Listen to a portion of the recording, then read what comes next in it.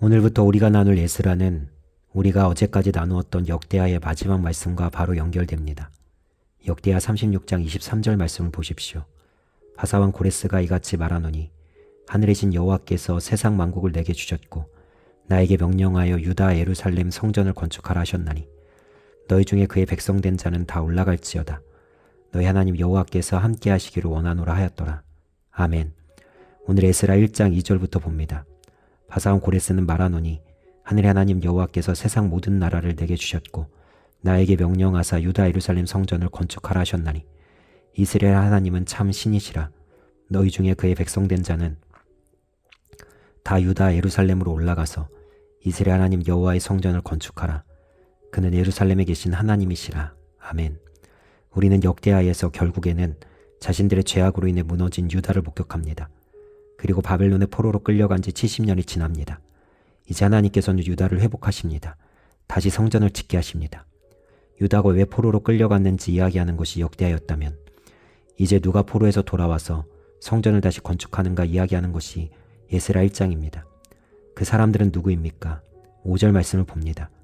이에 유다와 베냐민 족장들과 제사장들과 레위 사람들과 그 마음이 하나님께 감동을 받고 올라가서 예루살렘 여호와의 성전을 건축하고자 하는 자가 다 일어나니 아멘.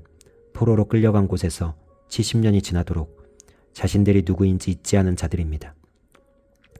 우리가 일본에 다시 한번 나라를 빼앗겨 우리 모두가 일본에 포로로 끌려갔다고 생각해 봅시다.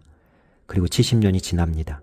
우리가 여전히 한국 사람인 것을 기억하시겠습니까?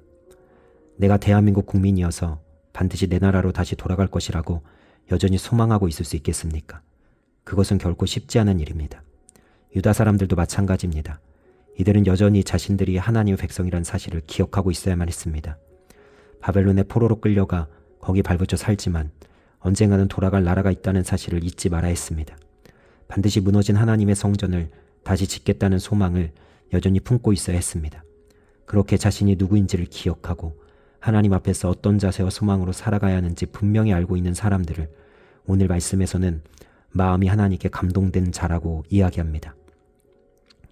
유다 백성들이 바벨론의 포로로 끌려갔듯이 우린 하나님의 법칙이 전혀 통하지 않는 것 같은 혼탁한 세상 속에서 살아갑니다. 세상 속에 살면서 우리가 하나님의 자녀이며 하나님의 사람이란 사실을 분명히 인식하고 있어야 합니다. 세상에서 살지만 세상과는 분명히 다른 거룩한 삶을 살아내야 하는 것입니다. 그리고 유다 백성들은 돌아올 땅이 있음을 잊지 않아야 했듯이 우리는 반드시 돌아가야 할 곳이 있음을 기억해야 합니다. 우리는 원래 있었던 곳, 그리고 이제 돌아가야 할 본향이 있습니다. 그곳은 바로 하나님께서 우리를 준비해 두신 천국입니다. 우리는 천국 백성입니다. 그래서 세상에서 살더라도 세상의 가치관이 아니라 하나님 나라의 가치관으로 살아갈 수 있는 겁니다. 우리는 하나님의 사람입니까? 그리고 하나님의 사람으로서 믿음으로 살아가고 있습니까? 오늘 말씀을 대하면서 자기 자신에게 질문해 보아야 합니다. 하나님의 사람으로 사십시오. 그리고 나 자신이 하나님의 성전입니다. 하나님의 성전을 지어가십시오. 주님 다시 오신 날까지 완전히 완성될 수는 없겠지만 우리는 성전다운 모습을 갖추어 가야 합니다. 말씀과 기도에 힘쓰십시오.